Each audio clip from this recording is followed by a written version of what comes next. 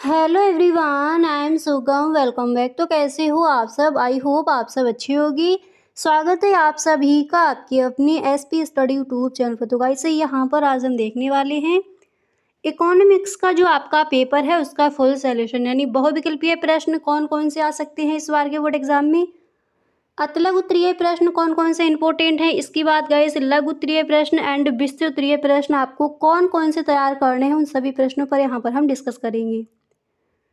तो गाइस पहले यहाँ पर हम देखेंगे कि विस्तृत उत्तरीय प्रश्न कौन कौन से इंपॉर्टेंट हैं, ठीक है। इसके बाद लघु उत्तरीय प्रश्न, अतिलघु उत्तरीय प्रश्न, उसके बाद जो आपके बहुविकल्पीय प्रश्न हैं उनको भी यहाँ पर देखेंगे, ठीक है। तो वीडियो को बिल्कुल भी आप स्किप ना करें। अब यहाँ पर पहला प्रश्न है कि बंद अर्थव्यवस्था और खुली अर्थव्यवस्था में क्या अंतर है, तो इसके 5 पॉइंट यहाँ पर देखेंगे, ठीक है। तो पहले आपको एक लाइन लिखनी है कि बंद अर्थव्यवस्था और खुली अर्थव्यवस्था में निम्नलिखित अंतर है, और इसमें आपको फर्स्ट पॉइंट लिखना है कि खुली अर्थव्यवस्था का शेष विश्व से आर्थिक संबंध होता है, जबकि बंद अर्थव्यवस्था का शेष विश्व से कोई आर्थिक संबंध नहीं होता। इसके बाद नेक्स्ट यहाँ पर आपको लिखना है कि खुली अर्थव्यवस्था में घरेलू आय तथा राष्ट्रीय आय में अंतर हो सकता है, जबकि बंद अर्थव्यवस्था में घरेलू आय तथा राष्ट्रीय आय बराबर होती है।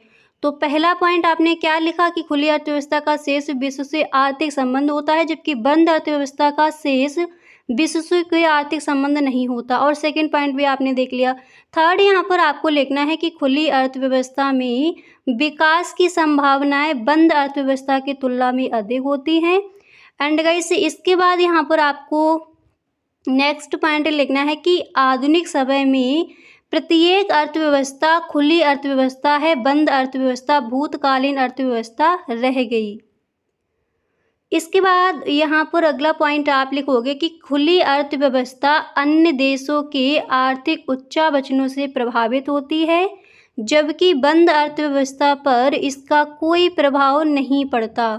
तो बंद अर्थव्यवस्था और खुली अर्थव्यवस्था में क्या अंतर है, तो विस्तृत में क्वेश्चन पूछा जाता है, तो विस्तृत यहाँ पर आपको दिया भी गया है, ठीक है। तो इस तरह से आप वहाँ पर इसके पॉइंट लिख कर आओगी। और खुली अर्थव्यवस्था बंद अर्थव्यवस्था में निम्नलिखित अंतर है, पहले आपको इस तरह से एक लाइन लिखनी है, उसके बाद पॉइंट बाय पॉइंट डालकर आपको इसका आंसर वहाँ पर लिख कर आना है। जैसे फर्स्ट पॉइंट आप डालोगे कि खुली अर्थव्यवस्था का शेष विश्व से आर्थिक संबंध होता है, जबकि बंद अर्थव्यवस्था का शेष विश्व से कोई आर्थिक संबंध नहीं होता, ठीक है। और सेकंड पॉइंट आपको क्या लिखना है कि खुली अर्थव्यवस्था में घरेलू आय तथा राष्ट्रीय आय में अंतर हो सकता है, जबकि बंद अर्थव्यवस्था में घरेलू आय तथा राष्ट्रीय आय बराबर होती है। और नेक्स्ट आप लिखोगे खुली अर्थव्यवस्था में विकास की संभावनाएं बंद अर्थव्यवस्था की तुलना में अधिक होती हैं। इसके बाद नेक्स्ट 2 पॉइंट आपको और लिख देनी है, ठीक है। अगला क्वेश्चन देख लीजिए, विस्तृत उत्तरीय प्रश्न में कौन सा इंपॉर्टेंट है। वीडियो को आप गाइस बिल्कुल भी स्किप ना करें, क्योंकि जो भी आपके इंपॉर्टेंट क्वेश्चन हैं सारे ही क्वेश्चन आपको यहाँ पर मिलेंगे। अगला क्वेश्चन है कि वस्तु की मांग को प्रभावित करने वाले कारकों का वर्णन कीजिए। ये भी क्वेश्चन विस्तृत में यहाँ पर देखेंगे। तो फर्स्ट हेडिंग आपको यहाँ पर डालनी है कि व्यापार की दशाओं में परिवर्तन, ठीक है। और व्यापार की दशाओं में परिवर्तन हेडिंग डालने के बाद आप लिखोगे कि तेजी काल से लोगों की मौद्रिक आय बढ़ जाती है, जिसके कारण कीमतों के बढ़ने के बावजूद वस्तुओं की मांग बढ़ जाती है। इसके विपरीत मंदी काल में मौद्रिक आय में कमी होने के कारण मूल्य स्तर के गिरने पर भी वस्तुओं के लिए मांग में कमी हो जाती है।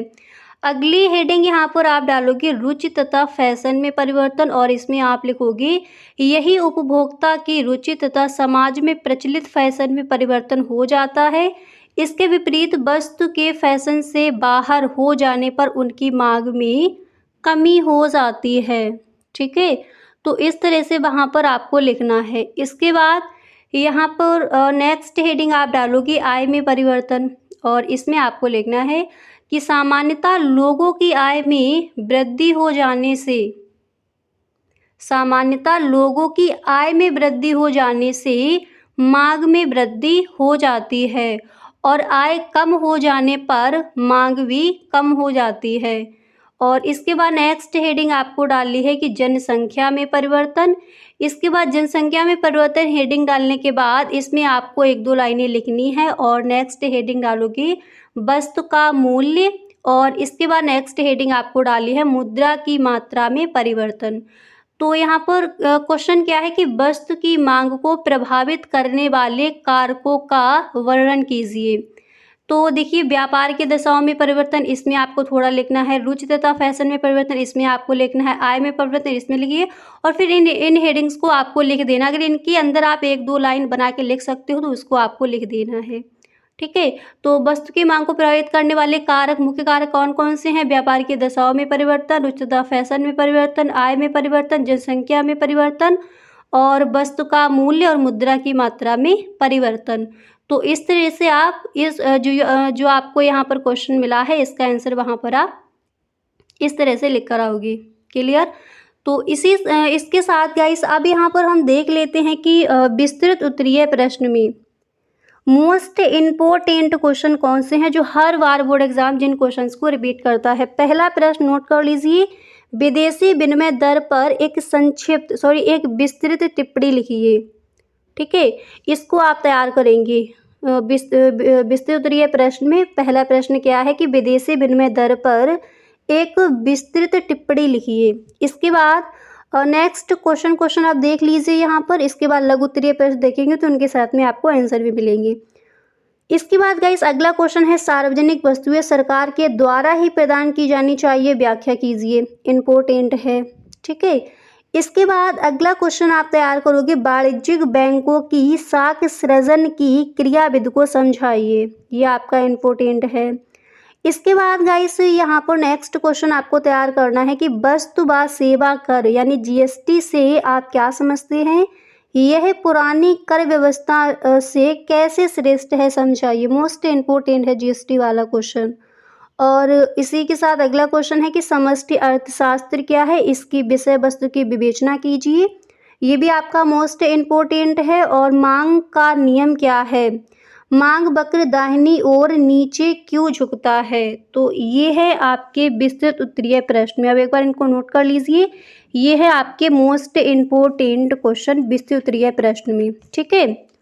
तो आई होप गाइस आपको यहाँ पर क्लियर हो गया होगा कि विस्तृत उत्तरीय प्रश्न में ऐसे कौन कौन से आपके क्वेश्चन हैं जो मोस्ट इम्पोर्टेंट हैं, जिनको आपको तैयार करना ही है। क्लियर? अब चलिए गाइस अब यहाँ पर हम देख लेते हैं कि लघु उत्तरीय प्रश्न में कौन कौन से क्वेश्चन आपके इम्पोर्टेंट हैं, कौन कौन से ऐसे क्वेश्चन हैं जिनको आपको तैयार करना है। तो लघु उत्तरीय प्रश्न देखते हैं। तो पहला प्रश्न नोट कर लीजिए, आर्थिक समस्या क्या है, यह क्यों उत्पन्न होती है, ठीक है। आर्थिक समस्या क्या है, यह क्यों उत्पन्न होती है। तो चलिए इसका आंसर देख लीजिए। आप लेकर आओगे कि मानवीय आवश्यकताएं असीमित होती हैं, किंतु उन्हें संतुष्ट करने के लिए मानव के पास साधन सीमित मात्रा में ही उपलब्ध होती है, जिनके वैकल्पिक प्रयोग संभव हैं। ये सभी लक्षण परिवार व अर्थव्यवस्था दोनों पर ही लागू होते हैं। तो पहले आपको इस तरह से लिखना है, ठीक है। इसके बाद यहाँ पर आपको हेडिंग डालनी है कि आर्थिक समस्या क्यों उत्पन्न होती है। आर्थिक समस्या क्यों उत्पन्न होती है, तो इसमें आप लिखोगे, फर्स्ट हेडिंग आपको डाली है आवश्यकताएं असीमित है। और इसके अंदर आपको लिखना है कि मनुष्य की आवश्यकताएं असीमित हैं, अनंत हैं। मनुष्य अपनी सभी आवश्यकताओं को संतुष्ट नहीं कर सकता, क्योंकि एक आवश्यकता के पूरा हो जाने पर नई आवश्यकता जन्म लेती रहती है, ठीक है। इसके बाद यहाँ पर आपको नेक्स्ट हेडिंग डाली है, चयन की समस्या ही आर्थिक समस्या है, ठीक है।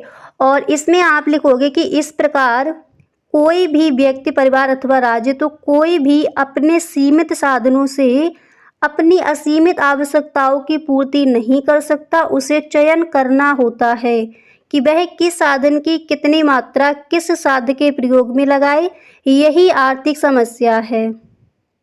तो आर्थिक समस्या क्या है और ये क्यों उत्पन्न होती है। तो गाइस आई होप आपको ये क्लियर हो गया होगा। इसके बाद अगला क्वेश्चन आप कौन सा तैयार करोगे, तो उसको देख लेते हैं। अब यहाँ पर देखिए लघु उत्तरीय प्रश्न में यहाँ पर नेक्स्ट क्वेश्चन आपको ये तैयार कर लेना है कि सार्वजनिक वस्तु से क्या आशय है। ठीक है, लघु उत्तरीय प्रश्न में तो सार्वजनिक वस्तु क्या है, आप लिखोगे सार्वजनिक वस्तु वह है जिस पर निष्कासन का सिद्धांत लागू नहीं होता। ठीक है, ऐसी वस्तुओं के उपयोग व उत्पादन को बाजार शक्तियों पर नहीं छोड़ा जा सकता और ना ही इन वस्तुओं का मूल्य बाजार शक्तियों द्वारा निर्धारित होता है। इनका लाभ ऐसे उपभोक्ताओं को भी मिल जाता है जो इसके लिए स्वेच्छा से भुगतान नहीं करते, अतः इनके वित्तीयन की समस्या उत्पन्न हो जाती है। इनके वित्तीयन के लिए समाज से कर के रूप में अनिवार्य रूप से अंशदान लिया जाता है। तो सार्वजनिक वस्तु क्या है, या फिर क्वेश्चन इस तरह से आस्क किया जाता है कि सार्वजनिक अथवा सामाजिक वस्तु किसे कहते हैं, इसकी किन्हीं दो विशेषताओं का उल्लेख कीजिए।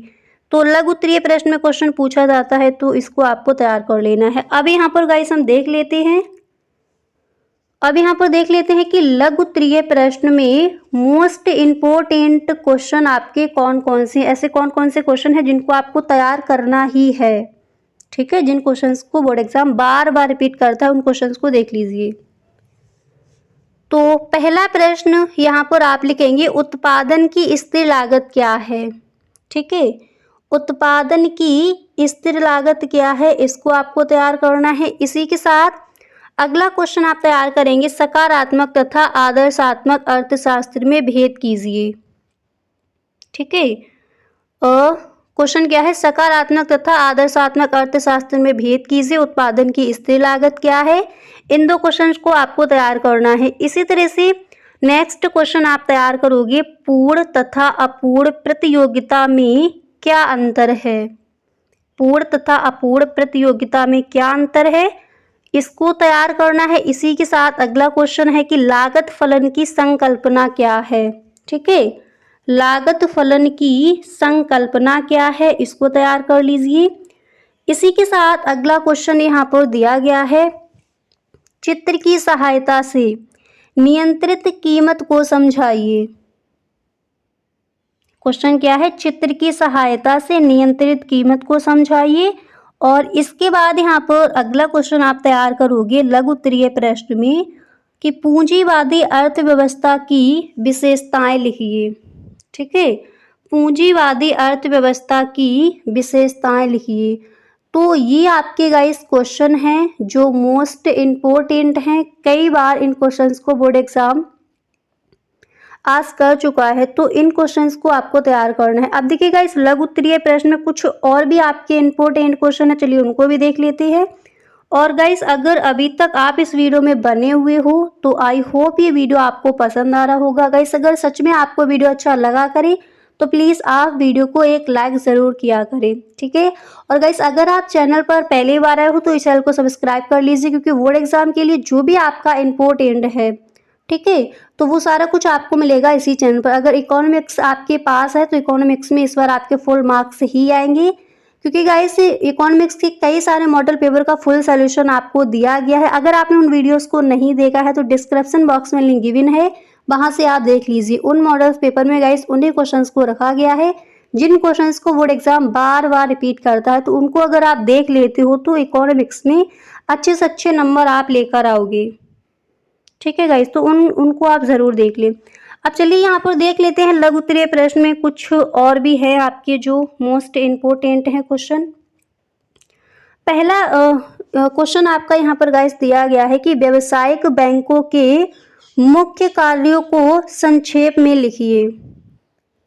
ठीक है, व्यावसायिक बैंकों के मुख्य कार्यों को संक्षेप में लिखिए। तो लघु उत्तरीय प्रश्न में ये क्वेश्चन आपका इम्पोर्टेंट है। ठीक है, इसके साथ अगला क्वेश्चन आप कौन सा तैयार करोगे, चलिए उसको देख लेते हैं। तो व्यावसायिक बैंक को मुख्य कार्यों को संक्षेप में लिखिए। इसके बाद अगला क्वेश्चन आप तैयार करेंगे राजस्व घाटा और राजकोषीय घाटा में संबंध बताइए। राजस्व घाटा और राजकोषीय घाटा में संबंध बताइए। इस क्वेश्चन को भी आपको तैयार कर लेना है, ये भी आपका इम्पोर्टेंट है बोर्ड एग्जाम के लिए। ठीक है, तो जो आपके मोस्ट इम्पोर्टेंट क्वेश्चन है उन्हीं क्वेश्चंस को यहाँ पर रखा गया है। तो गाइस अब जो आपके अतिलघु उत्तरीय प्रश्न और ऑब्जेक्टिव क्वेश्चन रह गए हैं वो हम देखेंगे नेक्स्ट वीडियो में। तो आई होप आपको ये आइडिया लग गया होगा कि लघु उत्तरीय प्रश्न और विस्तृत उत्तरीय प्रश्न में कौन कौन से क्वेश्चन आपके मोस्ट इम्पोर्टेंट हैं। ठीक है, तो गाइस मिलते हैं नेक्स्ट वीडियो में। अगर वीडियो आपको अच्छा लगा है तो please tell me in the comment box, आप हमें कमेंट बॉक्स में ज़रूर बताएं। Okay, thank you so much.